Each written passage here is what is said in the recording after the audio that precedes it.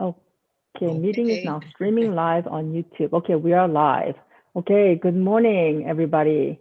Good morning. Good morning. Morning. Thank you so much for joining me today.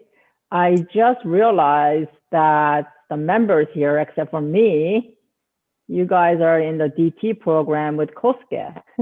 Right. we're missing Jody. And I actually wanted to ask Jody to join, but I know, like Kosuke, I think it was like 2 days ago, he made a comment like, oh, Jody looks really tired, you know? And I thought, oh, she must have had a really, really busy week. So I thought, okay, not going to ask her. But yeah, we got the DT group going on here. Anyway, yeah, thank you so much for joining me today. We have our Sally and John and Kosuke. I think we've done enough introductions that we will not go through that today, this morning, and get right into the discussion. For the audience, I do apologize that I did not send out the questions beforehand. To be quite honest, I have very difficult time putting the questions together in any way that makes much sense, except to me.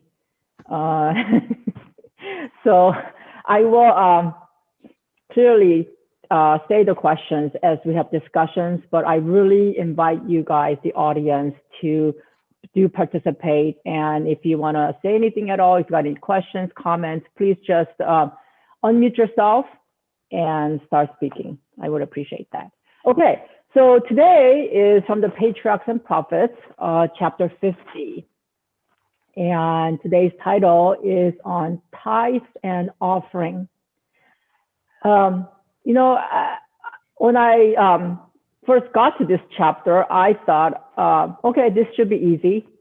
You know, I've been paying tithe and offering all my life. But when I actually started reading it and got into it, I was like, oh my goodness, there's so much to this. And I already know I'm not going to do a full justice to this discussion, but I've been praying that God will lead the discussion and that all of us can learn something from it.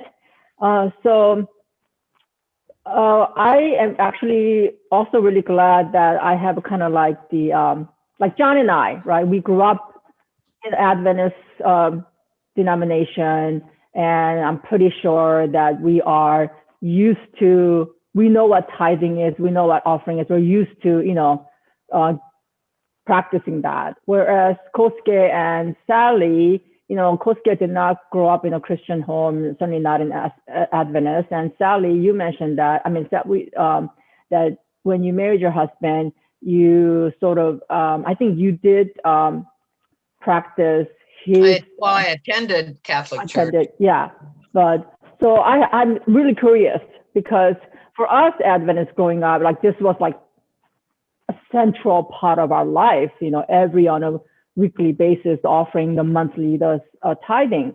But for you guys like Sally, so when you first came into our SDA church and you learned about tithing, what was your first, you know, initial reaction or initial impression in around tithing?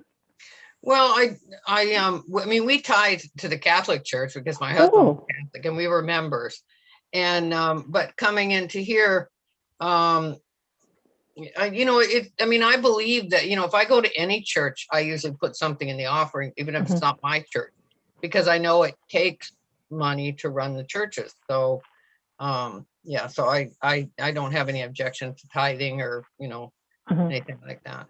So when you mentioned about, you know, going to a Catholic church, and so in Catholic denomination, is it also the tithing is defined as a 10% of your income? And so there is a tithing system in Catholic church, and you're used to paying tithe. Right, right. Oh, wow. Great. Okay. Yeah, I always kind of thought that it may just be an Adventist thing. I don't know. I don't think so. Yeah, okay. It's interesting, Dee. We spent some time in Salt Lake originally, and Mormons tithe, and it's actually something they do not like because their bishop will bring them in with their tax returns. And basically they just take 10% right off the tax return. So you got a document that shows their income and the Bible that says 10%, and boom, right there, they want you to write a check. And it was a different side of tithing than I'd ever seen. I mean, I knew a lot of people don't tithe, and a lot of, Christians, Protestants especially, know about tithing, but it's neither here nor there. They don't really do it. But the Mormons know about it in a very negative way because it's kind I've of heard that other Christian churches tax on a do that tax. too.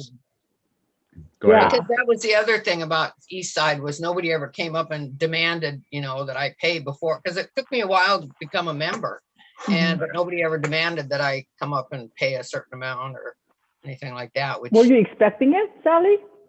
not necessarily. It's only, like I said, because I hadn't heard about the Mormons, but I've heard of other Christian churches doing that, insisting that their members pay tithe. I see. So. Okay. How about you, Kosuke? You came into Adventism, and what was your initial reaction or impression when you learned about tithing and you chose to start pay or give tithing? Honey, unmute yourself, please. I can hear you over there, but. Okay. Hi. Yeah, sorry guys. Good morning.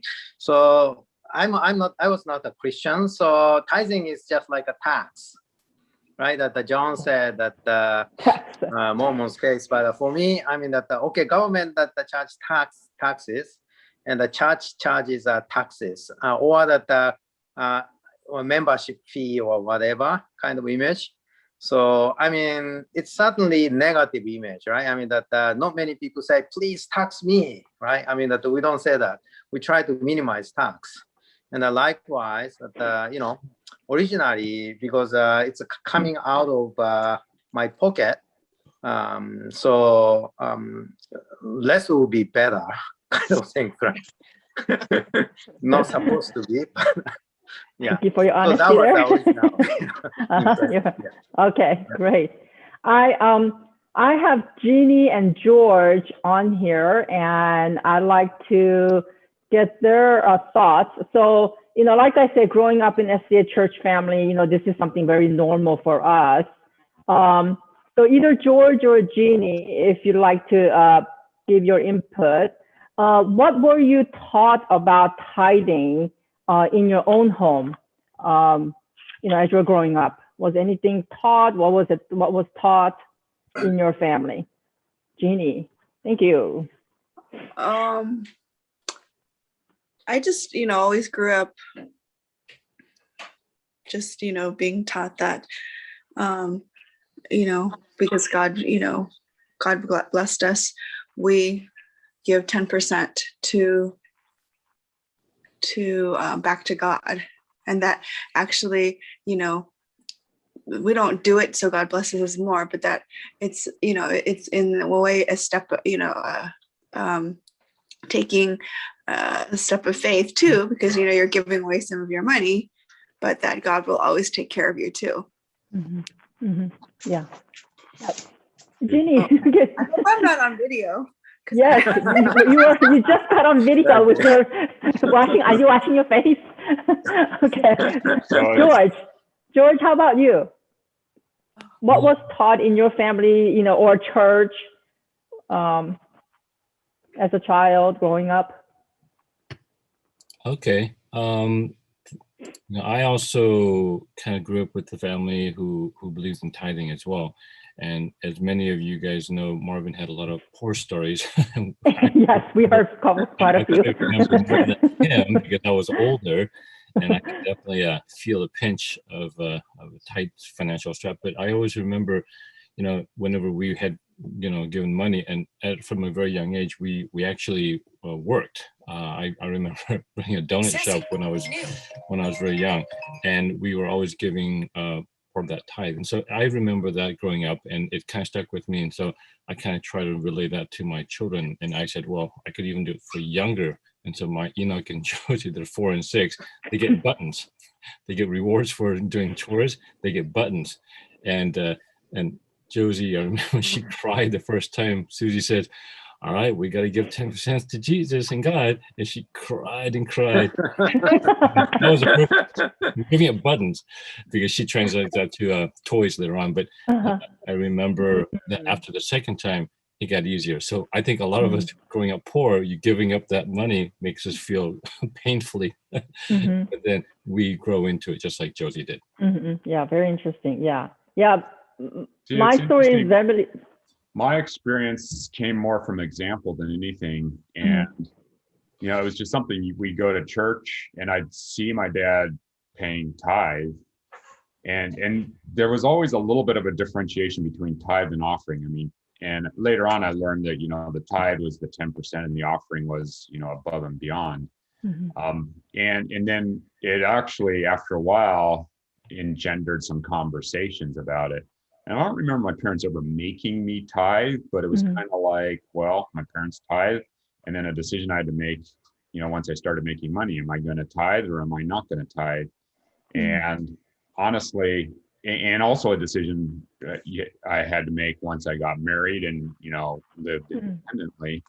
And it's always been something I kind of did. And it wasn't ever in a really negative context. I mean, I didn't feel like it was a tax. And I would say this chapter could have been so much bigger and arduous to get through. And it's a very short chapter. And I think it did significantly influence me on where Ellen White talks about it being an acknowledgement of God and that God actually truly has everything. And what we're doing is just giving some of that back. And there's blessings that come with that.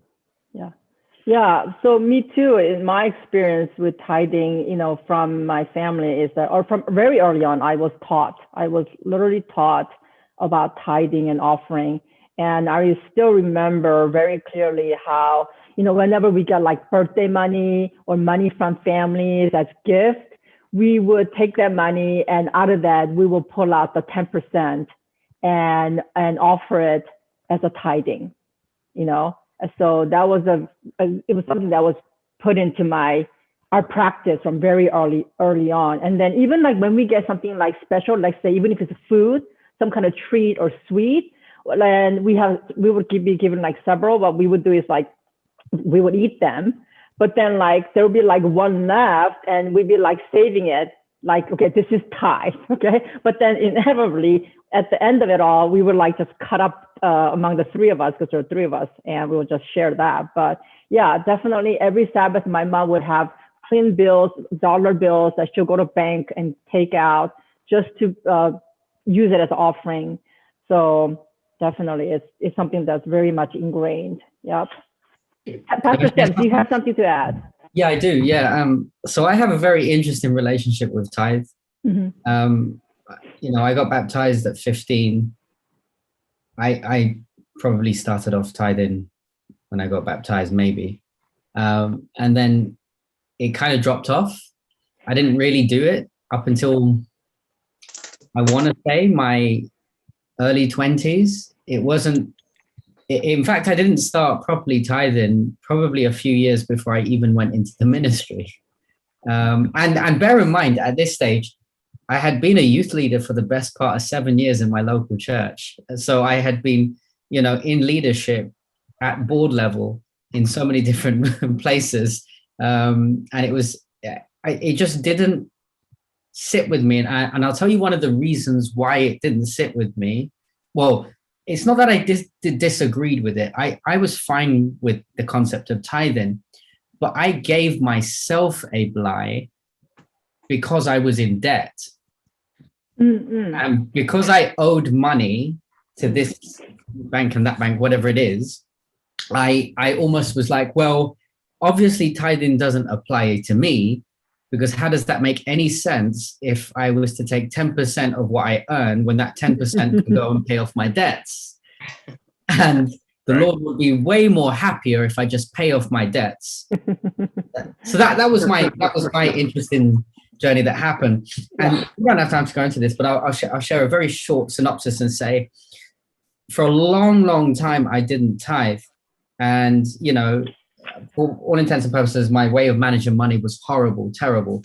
Kosuke would not like me at all back then. But anyway, but then I started to tithe. I really got moved by a few messages that was preached and stuff, and I realized that this was something that was God's and it wasn't mine.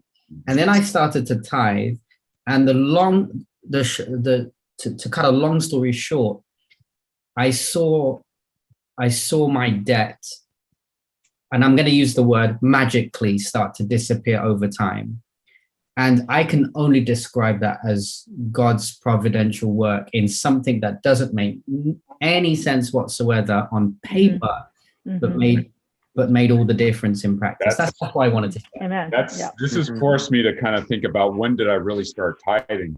And I don't remember. I mean, I was working in high school and college, and I don't remember actually consciously tithing. But I agree with what Sam was saying. You know, my finances involved, putting a check in the mail, and then not in the mail, in the bank, and then using that money for stuff I had to use it with. But at the same time, I was using my parents' money a lot of the times.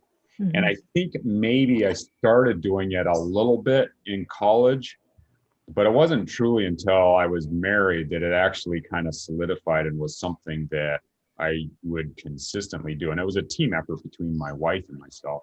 And it was interesting. So while Sam was talking, I looked up what percent of Christians tithe. And it's pretty crazy. I mean, it's they say only 5% tithe, and 80% of those 5% only give 2% of their income. And so it's a very dismal number when you just look at Christians across the board. It does say that Protestants tithe more than Catholics to some degree. And we did mention Mormons, and I didn't specifically look up Adventists because I couldn't find an easy number. Yeah. But, you know, even if you believe in it, which apparently a lot of people probably do, it doesn't mean you necessarily do it. Yeah.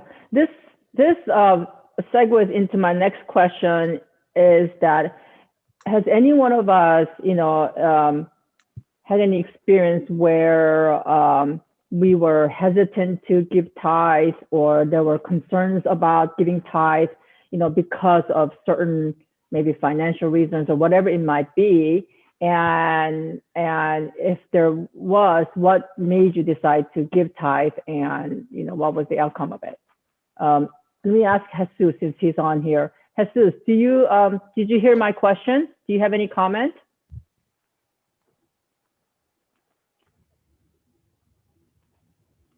Hello? Yes, Jesus. Did you hear my question? Yeah, can you repeat it again? Yeah. I was asking the question, do you have any experience where you were hesitant about giving tithe, and what were the circumstances around it, and if you were able to overcome it, and how, and what was the result? Well, I think at the beginning, I didn't really understand the whole thing of the tithing, and I didn't do it at all. I think it was just my perception that prompt those questions and things. I don't know if even I had a specific questions. I think I have my own reasons not to do it. Yeah. I think that George's story about Josie having to give up that one button, it really, paints the picture that truly, I think the practice of self-denial is probably the most difficult thing as a human, and there's definitely a reason why God asks us to, give of ourselves. So, okay. So let's get into the next question. Yes. I should speak to that, because there was a point after 4 years in practice, and I was a sole provider for the family. I left a partnership, and it went down really bad. It's the only thing I can say. I was literally unemployed, and getting sued by my partner Oh, because he wow. didn't like the fact that I left. And, Oh, wow. and basically also not only getting sued, but him threatening to ruin me and take the house and everything I owned. Oh, wow. And so we had that conversation and then had to decide whether we were going to continue tithing. And it's like you said, it was a practice. And I mean, for better or for worse, I mean, it's like Sam said, you know, things magically worked out. And we did decide to continue tithing. I mean, and we tithe based on our means, obviously. And so our tithe went way down, at least for a while, but we continued to tithe. And I do truly believe that it was one of the closest relationships my wife and I had to God, and our relationship with God greatly improved as a result of all of that. But it was amazing watching God work through our situation and get us back on our feet and going again. And I'm not attributing all of that to tithe, but it was a point in our time where we had to seriously question whether we're going to continue to do that. And we did, and there were no regrets. We were never worse off because of the tithe. Yeah, I think, you know, honestly, even Kosuke and myself, I remember especially in our first year of our marriage, every month we would sit there and look at our account and there'll be no money. And Kosuke would actually say, honey, where's the money all going? You need to start writing down and keeping, you know, like keeping book, right? And I'm like, I am not spending any money, you know? And so I remember there were 3 occasions where each of us asked each other, do we pay tithes this month? There was one time I asked Kosuke and Kosuke said, no, we're going to continue to pay tithes. And then there was another occasion where Kosuke had asked me the same question. And I said, no, honey, we're going to pay tithe. And the third time, I think we kind of both looked at each other. It was like, what do we do? But we said, no, we're going to pay tithe. And you're right. And God always provided. God always provided, but in some way, of course, we never went hungry. There was always some money, I mean, I guess left to be able to pay our, our bills, whatever it was. But I think definitely, I think we all probably have some kind of similar story. So I think I saw Marvin on here. Is Marvin still here? Marvin, I see you there. Hello. I wonder if you have similar questions, stories. I know you and Jeannie had left your job for a while, went into ministry or anything similar. Yeah, we both left our careers soon after we finished professional school to join the New Start ministry. So I have similar stories. I think I've shared them with the church before. But since everyone has spoken to that, but I think especially when you start out a family, and even if you're a professional, but you've got what feels like crushing debt, but new babies, you're trying to buy a house, that stuff, that the income is quickly outstripped by the outflow. And I agree with John and everyone else. It becomes a huge opportunity, I think, to trust in God. But so what I thought would be interesting or kind of insightful to add is on the back end, right? When you get established and you're making a lot more money, right? When you sit down and you write a check and you're like, wow, look, that's a big number, right? The human temptation is to also have a tough time giving, right? Because before, if you're hardly making anything, you're stressed about money, but 10% of a little is a really little, right? But when God blesses you and you've done really well, and now 10% of a lot can be a lot, right? And so there's there can be a painful moment when you're writing a check for a big number and it's every month. But then it brings you, it brings that issue into focus, right? About who do you think this money is, right? If you believe it's your money, and by dint of your talent and hard work and good looks, it all belongs to you. It can be a painful moment, and it brings you face to face with the recognition that every increase, everything that you've been blessed with in this life is directly from God, right? And so I try to make it a practice to write that tithe check, the first Sabbath of each new month rather than the last, right? And it was a symbolic thing which became, I think, helpful in that whole kind of internal, narrative of recognizing, hey, look, this is everything good, that's in my life, came from God, and to tithe that at the beginning of the month and to do it with joy takes, I think, practice and work and a real recognition. Right. And it's easy to slip back into, oh gosh, I've become so successful. That's because of me, but it's the opposite. And, I think I think we as a church have to recognize that too, right? That it's hard on both ends, but ultimately it's a faith journey. Yes. Amen. So this question is actually directed to Kosuke. The chapter, here clearly says that the tithing was not established with the Hebrews. So where did the tithing actually start? Kosuke, can you speak to that, please? Yeah. So Bible, the first time that Bible mentions about the tithing is Abraham giving the 1/10 to Melchizedek, who was the king of Salem, which is a Jerusalem, by the way, and a priest over there. And Melchizedek was mentioned only once in the Old Testament, and there isn't anything about him described that who he was, which family he came. But apparently he's not a Hebrew. He's probably that Amorites over there. But at that time,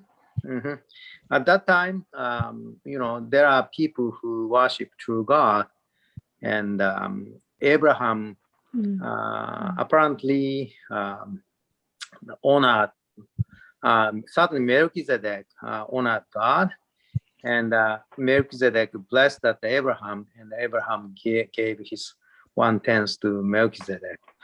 And now that Melchizedek was also referred to by Paul in Hebrew as a kind of a type of Jesus who is forever priest. So in order with Melchizedek, Jesus was a high priest for us, not described that way. So that's our first tithe that are given. Then that Jacob gave that offer the 1/10, asking God's protection from that on the journey down to that, down to his uncle's place. He offered the 1/10. So those are the first occasions, by the way. And then that Moses instructed 1/10 later. So is tithing a direct command from God? Yes, it is clearly mentioned. If you look at the numbers, it says that you offer 1/10 to Levites, and Levites offers 1/10 of what he receives to God. So that's a clear instruction by God to the people to offer 1/10. Thanks. But I thought it was interesting on page 527, it said that the contribution, that first paragraph, first sentence in the first full paragraph, the contribution required of the Hebrews for religious and charitable purposes amounted to fully 1/4 of their income. So that's kind of where tithe was 10%, but all the other contributions and offerings added up above and beyond that. Yeah, definitely. That's a lot. That's a lot. I was doing the same thing. If you're squirming with 10%, what would you be doing with 25%? 25%, right? Well, at least 10%. That's what the government gets. The government gets, as Sally says.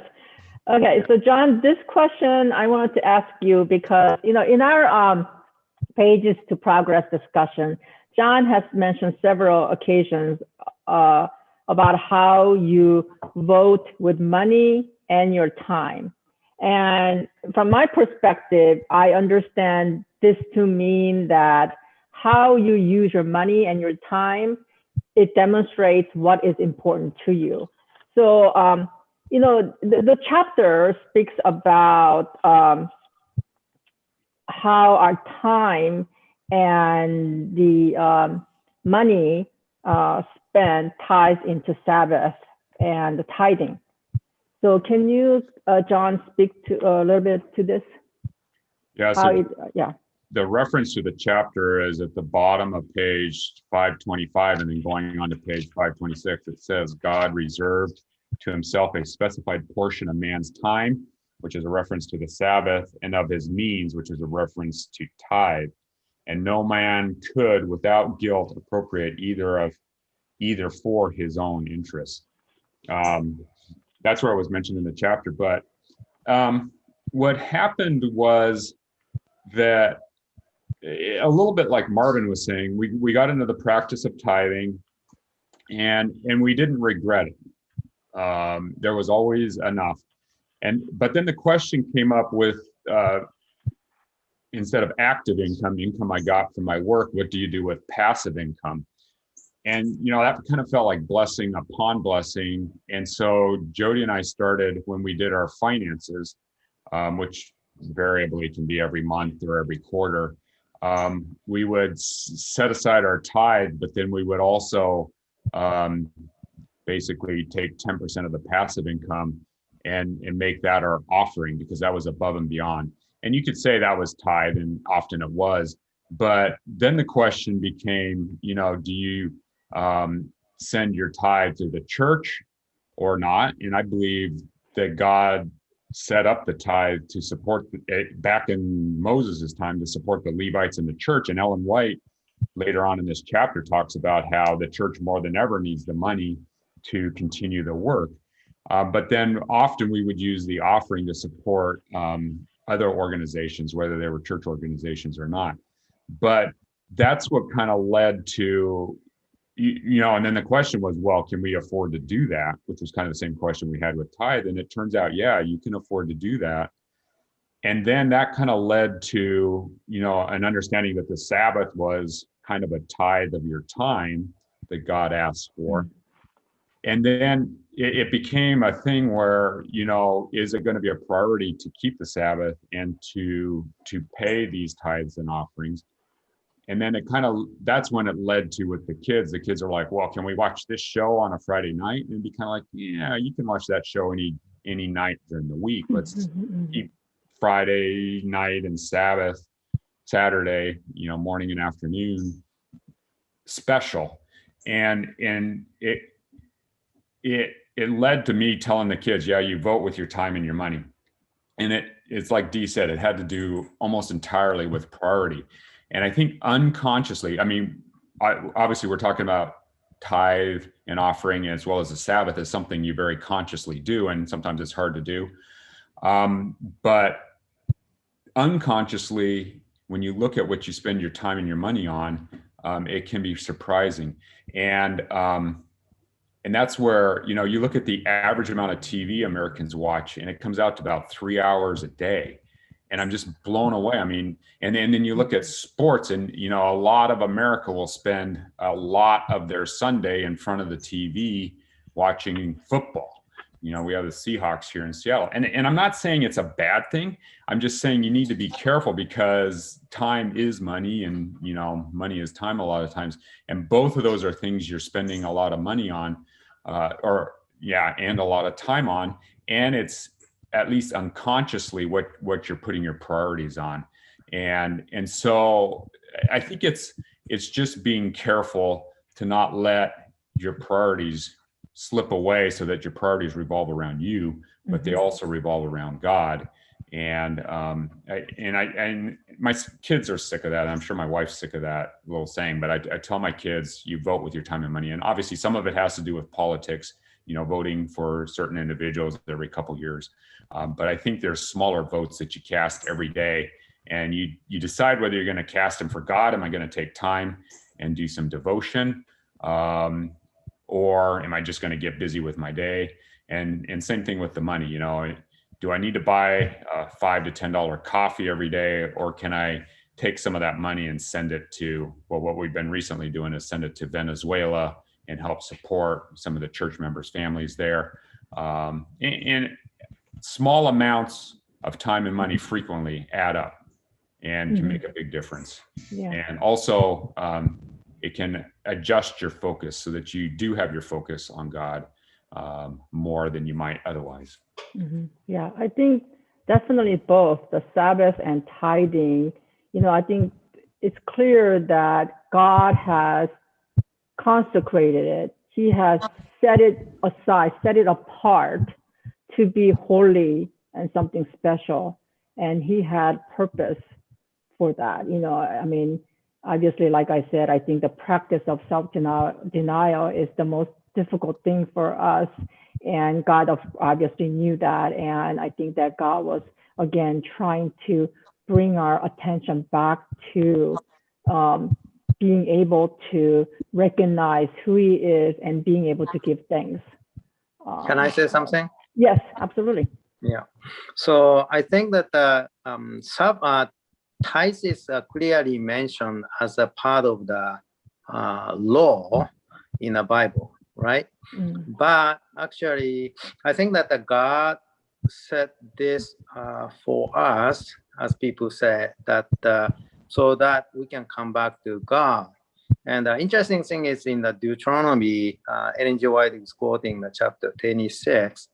God said, actually Moses told that the people, when you enter the promised land, when you earn that the first, that harvest in the promised land, you have to come back to God and tell God that, you saved us and brought us out of Egypt, and we spent the time in the Moab, but now we are in the milk and honey land, and you gave us this, that first thing. Now I brought it to you. And Moses said that you have to honor God, and then you have to enjoy. You have to celebrate what the God provided us as and the things which we can even offer, or we can bring back to God. So the idea is, I think that the tithe is things that we can celebrate with God, the blessings which he brought us, and we also worked for it together. And I think tithing, that I had a hard time to, should I give this much to the God and so forth. I mean that it's not a necessarily a small amount of money, or even that you don't have much money, that small money is big money. It doesn't matter, but it basically interferes our relationship with God. If we believe that God is love and God wants to bless us, and if we don't bring that 1/10, it's intervene that the relationship between God and us, and cause that distrust, and that's a problem. I think that's an issue. God wants us to be joyful and basically enjoy the tithe. I think that's a message. Pastor Sam, I see you on here. Yeah, I just wanted to add, I want to thank Kosuke for mentioning that, because it made me think of a few things. The first thing is that, so in England, when I was a pastor, we have a system by which our pastors are their tithe is automatically taken from their pay. It's not compulsory. You don't have to do that. You can opt out if you want and do it yourself. But for years and years and years, it was automatic for me. It just came out of my pay. I didn't even think about it, to the point that I just thought, oh, this is what I get paid. I never thought about the tithe until I looked at the payslip and see what, oh yeah, of course I pay tithe. Within the last 3 to 4 years of my ministry in England, before I left, I consciously took a decision to opt out of that. And I decided that I wanted to physically make the payment myself back into the church coffers. One of the reasons why I did that is because I wanted to be part of this opportunity to celebrate the goodness of what God has done for me in my life. And sometimes it was so removed from me that I couldn't do that. My second point is I am not a good receiver. I if someone gives me anything, money, whatever it is, my first reaction is no, I'm okay. You don't have to do that. Don't do that, please. But receiving is just as much of an important lesson as is giving, because God needs to speak through both in those principles. But stopping someone the opportunity from being able to receive a blessing, you essentially stop them from experiencing God in a particular way. And I think what tithing does, it gives us the opportunity to get used to a practice of giving to God, because he actually wants to receive what we give to him, not just God wanting to constantly give to us and we receive. And I'll qualify the statement and say, I don't think that God needs anything that we can give him, but that's not the point. I think the point is God wants us to enjoy that blessing of us giving and him receiving in that respect. Those are my points that I wanted to. Yeah, the word Ellen White uses at least twice, because I circled it twice, is acknowledgement. And you're absolutely right, Sam. I mean, God does not need all of this. It's already his. But our acknowledgement he likes.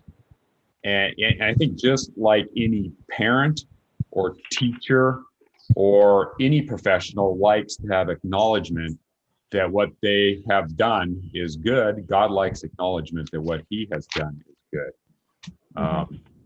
Yeah. Marvin, did you want to say something? Yeah, to speak to the issue of tithing our time, just recently that's become something powerful for me. I believe that Satan attacks each of us at different phases of our lives to either discourage us, to choke us away from a relationship with God. And then if we move on into a different phase of life, he's very exploitative of where the new vulnerabilities may lay, right?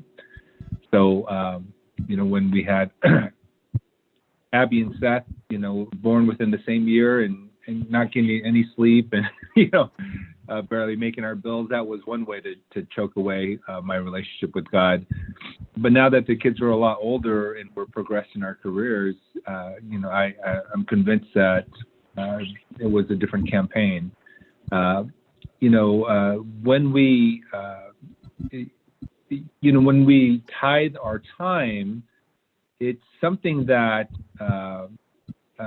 we might do a little bit begrudgingly early on, right? But if it's significant enough and meaningful enough, then it can be the pathway to really, a renewed and vibrant relationship with God.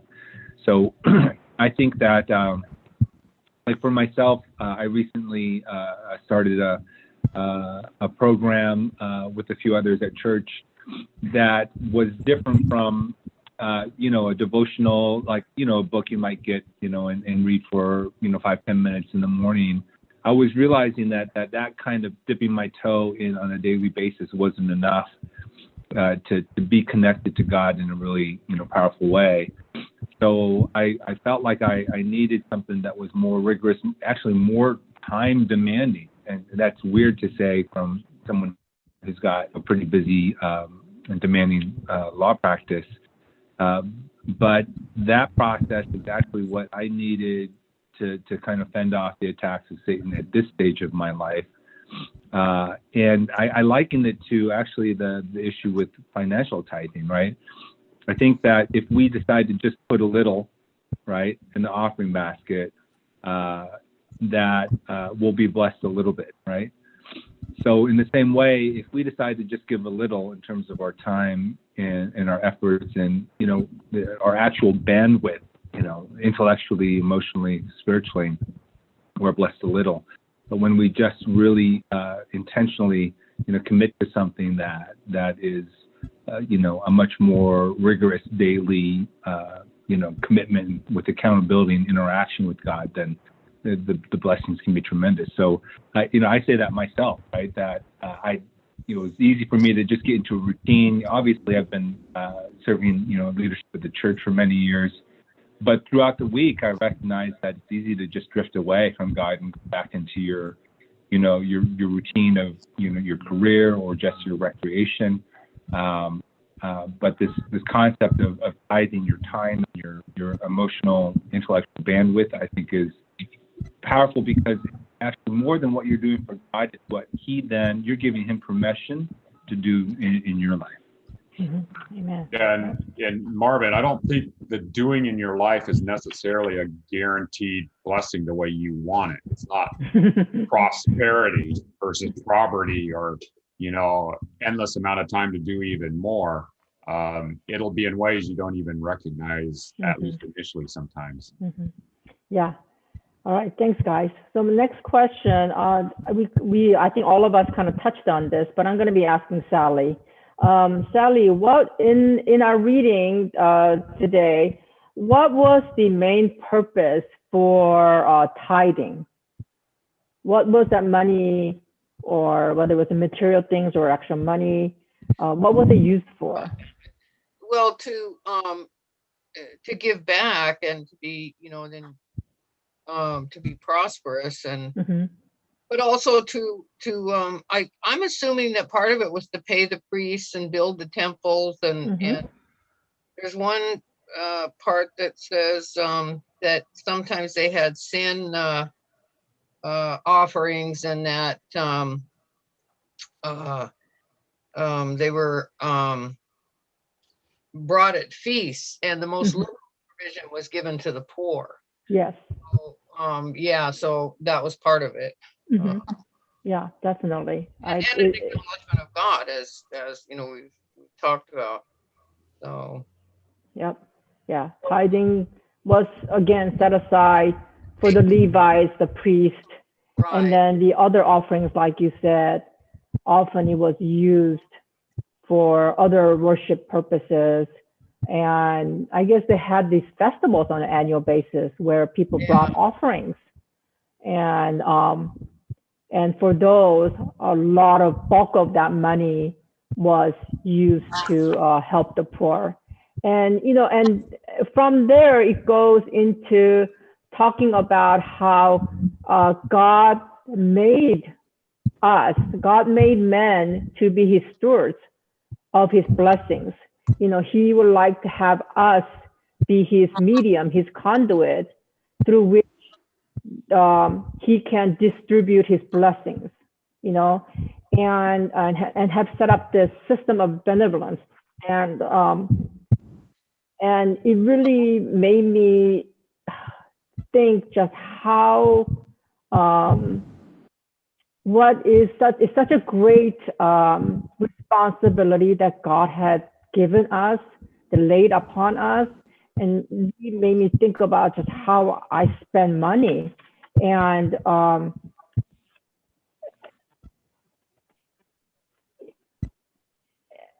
guess the question is, are we being good stewards of, you know, God's blessings? You know, the chapter is very clear that everything that we have, it belongs to God, and we're only here as managers of those blessings. And how are we managing that? You know, anybody want to speak to that a little bit?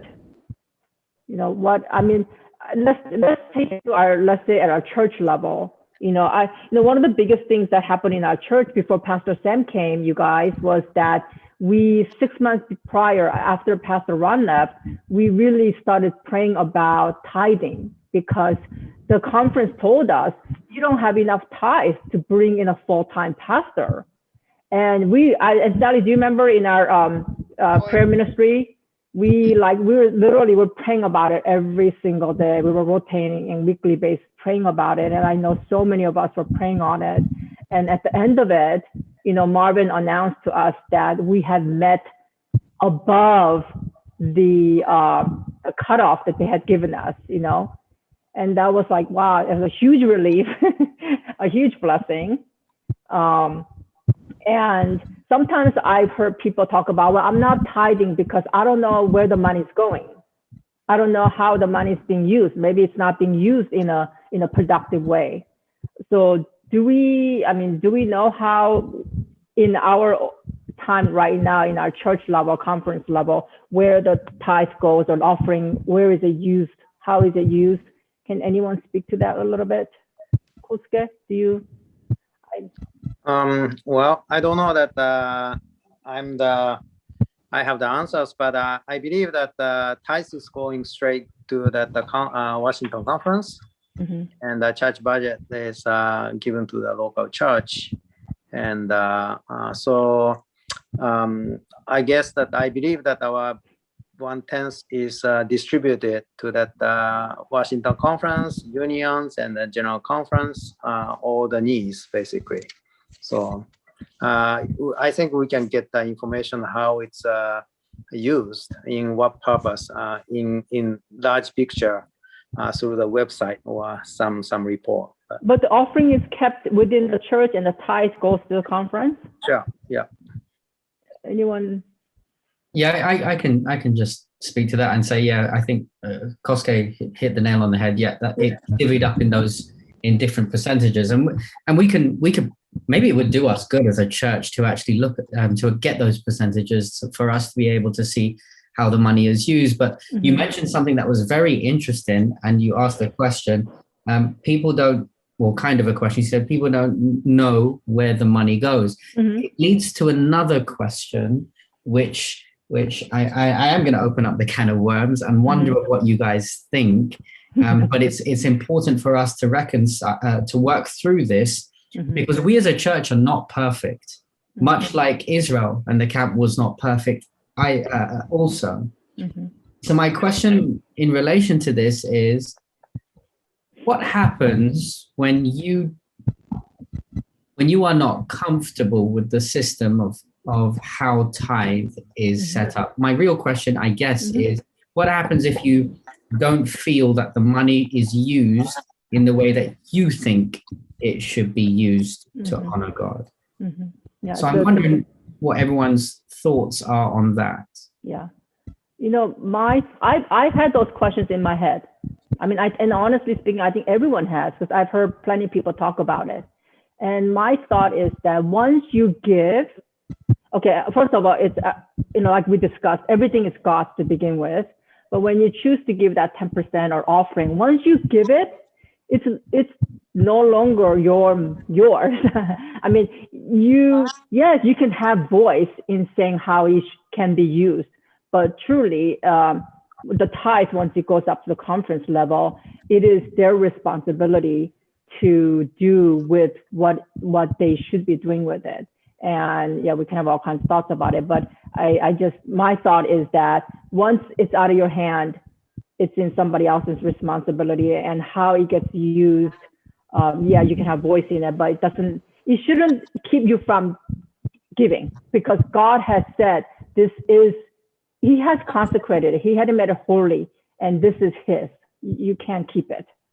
Yeah, that question, like Sam said, opens up a can of worms, and I've struggled and I've had heated debates with people on it. And I think ultimately it comes down to a number of things. One is that, if you're looking for excuses to not tithe, you can come up with a whole bunch of them. And it often starts with that, how do you know where the money's going? But I think it ultimately ends up with trust. And are you going to trust God to cut out some of your income and give it to Him? And if you're going to do that, then I think you need to trust God with what actually happens to the money. Once it leaves your hands and goes to someone else, in my mind, that becomes God's problem and not my problem. And I haven't lost any more sleep over that ever since I kind of came up with that. And it's not unique to me, obviously, but ultimately it's a trust thing, and it's a trust thing on a number of levels. If you're going to tithe, then you need to trust. Yeah. Anyone else?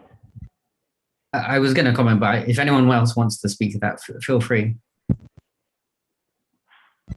Okay, so I understand the tensions, John, and that's why I asked the question, because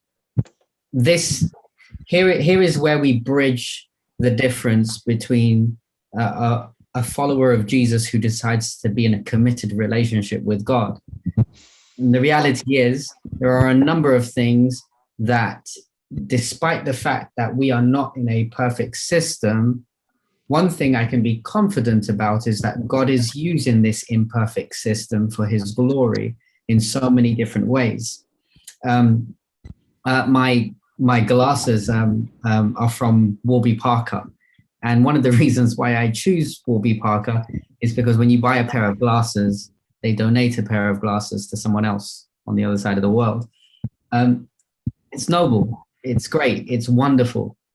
But I've heard so many things that speak against these kinds of systems, because some people would say, well, why just give them a free pair of glasses? Why not set up a system where they can actually manufacture, build, distribute, and sell glasses on the other side so that they can actually get a profit? And you can actually pour back into the financial system where you bring them out of profit. There are so many different loopholes that you can pick that stop you from trying to make conscious efforts to be a good steward. And I think the spirit of tithe speaks to a Christian who is able to get to the place where they place God as their number one priority. And that is something that I have learned over time. And I think Marvin alluded to this, of trying to pay his tithe in the first Sabbath of the month or something like that. I think that the essence of these practices and the concept of tithe, God gave us these practices in order to remind us of his priority and his ability to deal with broken systems in a way that will truly glorify his name and benefit all those who are a part of this system and beyond. Those are my statements. Yes, thank you, Pastor. Marvin? Yeah, so to answer your question specifically, there's a certain breakdown, right? The tithe goes to the local conference, Washington Conference. They maintain some of that to pay for the expenses of the conference. A big chunk of it is to pay for full-time pastors with their benefits and all that kind of thing. And then a portion of the overall tithe goes up to the North Pacific Union, and that goes up to the North American Division, and that goes up, and frankly, a big part of it ultimately is redirected to developing countries, around the world where we're trying to grow the church. And so there's a big emphasis on that. Now, I think that, and the conference has pamphlets that they've been very eager to send those to local churches to answer those kind of very questions, right? Hey, where's this money going, right? Because they know that that's often a dynamic.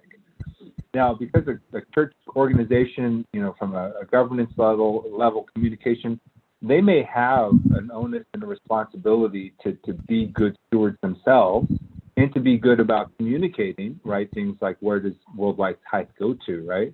But that's actually, I think, a separate issue of where our heart is when we give, right? I think, Darlene, you really hit the nail on the head. If we say, all right, there's my check, I want an accounting, and then a say where that money travels, right? The issue there is like, you're not letting go of it. You're saying that's still mine, right? Instead of, hey, this is God's increase, and he's asking for a very small percentage of that, and I happily give that, right? And I think many people, you hear that as sadly, it can be, a rationale. Well, I'd rather this money stay and then fund our own pastor. And as a church leadership, we've always been very careful. And for many years, we didn't have a pastor. And we're like, we're never going to make that number that the conference says we need, right? Let's just, start to put the money aside from our members and form a pastoral, hiring fund. Right? And that might have been a way we could have gotten a pastor, a full-time pastor earlier. But, as long as I had a chance, several members of the board, we resisted that because we felt like, let's embark on the faith journey and the trust, right, that in God as well as our leadership. If church leadership is so broken from a theological standpoint, then that's a different matter, right? Maybe you need to leave the church, because if you have, principled reasons for doing that. But as it relates to the tithe, people really can find out exactly where it goes, right? But you have to guard your heart. Is that really an excuse that I'm using because I really prefer not to part with, the money? Yeah. Thank you, Marvin. Yep. I think our time is up. Definitely, God is ultimately asking us to give back with joy, not as something that's forced, but out of the recognition of who He is, of His blessings, and just out of gratitude. And that we pray that we can all be just like that. Definitely. Yep. So, tithing, I think it's a test of gratitude. Sabbath, as we mentioned, is a test of loyalty to God. And I found it interesting how God had asked us to literally set aside this time and money for His work, for Him. So, okay. Let's see. We are continuing with the hybrid church, and Pastor will continue with his sermons on the story of Joseph today. So let's wrap this up with Sally. Could you please give us a closing prayer? Yes, Lord, thank you for this day and this time that we've had together to discuss your word and your the way that we can acknowledge you through our tithing. Give us all, that we all give freely and joyfully to acknowledge you and keep our churches going, and so that we can bring more people to your way. Amen. Yes, in Jesus' name, amen. Amen. Amen. I know I did not do justice at all to this topic, so I really encourage everyone to read *A Counsels on Stewardship* by Ellen G. White. That's also another great book. All right. Thank you so much, guys, for your participation, and the audience, Marvin, Jesus, Jeannie.